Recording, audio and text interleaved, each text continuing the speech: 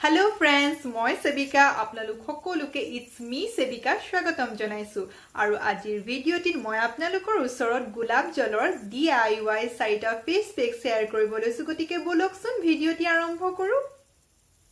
গৰমৰ নৈ স্কিনৰ লগত জড়িত বিভিন্ন ধৰণৰ সমস্যা হোৱা দেখা যায় বিশেষকৈ যিসকলৰ অইলি স্কিন তেওঁলোকৰ অধিক সমস্যাই দেখা দিয়ে কিন্তু যদি আপোনালোকে গোলাপ জল প্ৰয়োগ কৰে তেনেহলে স্কিনৰ ডালনেছ একনি প্ৰবলেম সানবাৰ্ন আৰু অইল কন্ট্ৰোল কৰাত সহায় কৰে গতিকে মই আজি আপোনালোকৰ ওচৰত গোলাপ জলৰ 4টা ফেস পেক শেয়াৰ কৰিম গতিকে বলকচোন হে ফেস পেক কিটা আপোনালোকক শেয়াৰ কৰো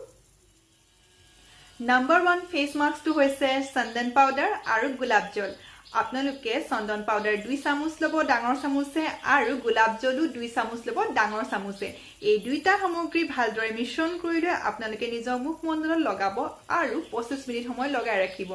আৰু ইয়াৰ পিছত আপোনালোকে ঠাণ্ডা পানীয়ে পৰিষ্কাৰ কৰি ধুই দিব এই ফেস মাস্কটো আপোনালোকে পৰিমাণ ভাল পাবলৈ হলে সপ্তাহত 2-3 দিনকৈ ব্যৱহাৰ কৰিব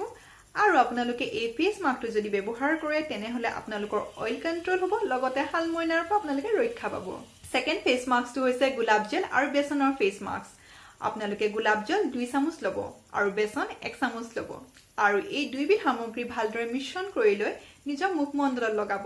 আৰু এই ফেস মাস্কটো আপোনালোকে 20 মিনিটৰ কাৰণে নিজৰ মুখত লগাব আৰু তাৰ পিছত ঠাণ্ডা পানীয়ে ধুই দিব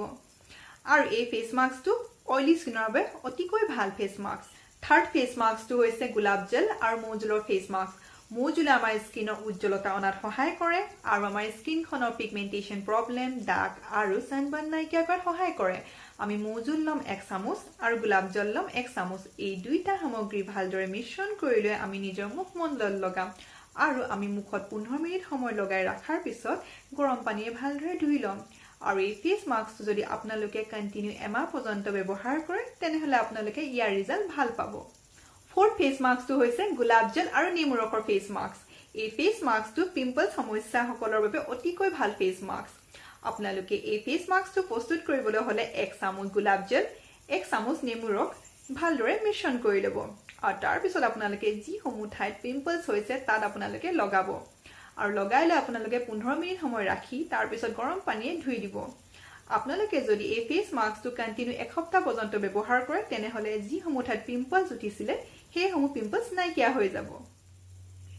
এয়া আছিল মোৰ আজিৰ ভিডিও আশা কৰো আপোনালোকে ভিডিওটো চাই ভাল পাইছে যদিহে ভাল পাইছে তেনেহলে মোৰ ভিডিওটো লাইক কৰিব নাপাহৰিব আৰু মোৰ চেনেলটো সাবস্ক্ৰাইব কৰি দিব আকৌ লগ পাম মোৰ পৰৱৰ্তী ভিডিওত তেতিয়ালৈ আহিছো বাই বাই টেক কেয়াৰ